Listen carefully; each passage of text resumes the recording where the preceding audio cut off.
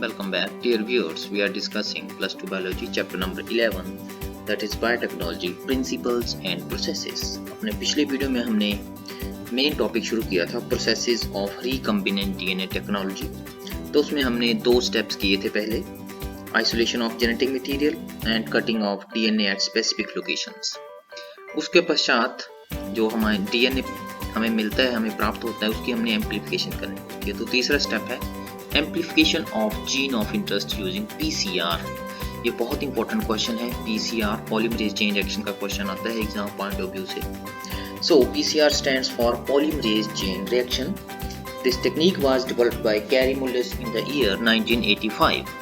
In this reaction, multiple copies of the gene or DNA of interest is synthesized in vitro using two sets of primer and enzyme DNA polymerase. Two sets of primer जो हैं उसमें क्या होता है, small primers होते हैं, they are small chemically synthesized oligonucleotides that are complementary to the regions of the DNA. ये primer का कंसेप्ट हमने पहले भी जेनेटिक्स वाले चैप्टर में पढ़ा है। So in PCR, a thermostable DNA polymerase like Taq polymerase obtained from hot spring bacterium Thermus aquaticus is used. PCR में क्या होता है, क्योंकि PCR के जो स्टेप्स हैं वो कुछ स्टेप हैं इसके, वो हाई टेम्परेचर के ऊपर परफॉर्म किए जाते हैं। तो वहाँ पर हमें ऐसा डीएनए पॉलीमरेज एंजाइम चाहिए जो कि थर्मोस्टेबल हो, मींस जो हाई टेम्परेचर के ऊपर काम कर सके। तो इसमें पीसीआर में एक special DNA polymerase enzyme use किया जाता है जिसको टैग पॉलीमरेज कहते हैं, जो कि हमें थर्मस एक्वाटिकस एक बैक्टीरिया है वहां से प्राप्त होता है। Each cycle of polymerase chain reaction has 3 steps. जो पीसीआर का साइकिल है उसमें 3 स्टेप हैं, denaturation, primer annealing and extension of primer. तो फर्स्ट ऑफ ऑल इस डायग्राम के माध्यम से हम यहाँ समझने की कोशिश करेंगे। डीनेचुरेशन का मतलब आपको मालूम ही है कि जब डीएनए स्ट्रैंड को हीट किया जाता है तो जो उसके 2 स्ट्रैंड है वो सेपरेट हो जाते हैं। तो डीनेचुरेशन में इसको हीट किया जाता है डीएनए का, जिसकी हमने एम्प्लीफिकेशन करनी है। फिर उसके पश्चात 2 स्ट्रैंड जो है वो दोनों अलग हो जाएंगे। उसके बाद दूसरा स्टेप है एनीलिंग ऑफ प्राइमर्स। प्राइमर हमारे पास है, ये स्मॉल ओलिगोन्यूक्लियोटाइड्स की चेन है। ये दोनों स्ट्रैंड जो हैं, जो अनबाइंड हुए हैं स्ट्रैंड दोनों, वहां पर इस प्राइमर की एडिशन होगी, यहाँ पर भी और यहाँ पर भी 3 डैश एंड के ऊपर होगी ये एडिशन। ये इसका टेम्पलेट स्ट्रैंड का 3 डैश एंड है और ये दूसरी टेम्पलेट स्ट्रैंड का 3 डैश एंड है। तो यहाँ पर इसकी प्राइमर की एडिशन होगी। फिर उसके पश्चात इसमें डीएनए पॉलीमरेज एंजाइम डाला जाता है, दैट इज टैग पॉलीमरेज, और डीऑक्सी न्यूक्लियोटाइड्स डाले जाते हैं, प्लस अदर फैक्टर जैसे मैग्नीशियम आयन वगैरह है वो डाले जाते हैं। फिर उसके बाद इसकी एक्सटेंशन होती है तीसरे स्टेप में। फिर ये आप देख सकते हैं 5 डैश टू 3 डैश, और यहाँ पर भी 5 डैश टू 3 डैश जो है इस डायरेक्शन में इसकी एक्सटेंशन होती है।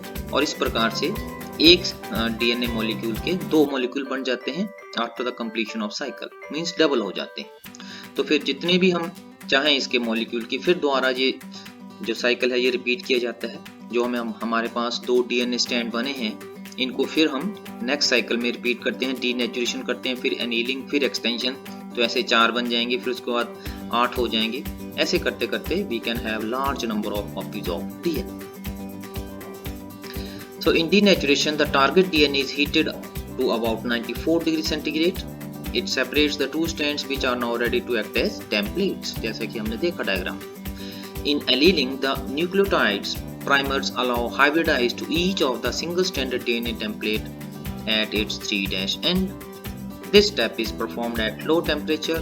Now, deoxynucleoside triphosphates, magnesium ion, and Taq polymerase is added. The optimum temperature required is 72 degrees centigrade. Taq polymerase synthesizes the DNA strand complementary to template strand.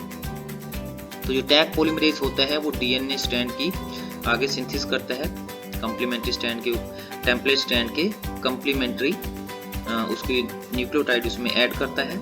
This process is called extension. For starting the next cycle, DNA is again heated to 94 degrees centigrade for denaturation of newly synthesized DNA. This is followed by annealing and extension. तो ये फिर cycle repeat किया जाता है। Each cycle double the amount of DNA present previous to the cycle. तो प्रत्येक cycle के पश्चात क्या होता है, जो अमाउंट होता है डीएनए का वो डबल हो जाता है। It is possible to amplify DNA segments to approximately 1 billion times. Amplified DNA segments can now be used to ligate with the vector for the formation of rDNA and its cloning. तो आज की video में इतना ही. Thank you very much.